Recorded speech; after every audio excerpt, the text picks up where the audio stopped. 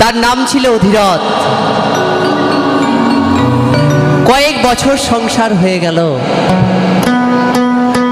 তাদের একটি সন্তান ছিল না। যদি না বাড়িতে বাবা সন্তান থাকে, সেই গৃহটা কি ভালো লাগে বাবা? সেই গৃহটা ভালো লাগে না। একদিন রাধা গোবিন্দকে সেবা দিয়ে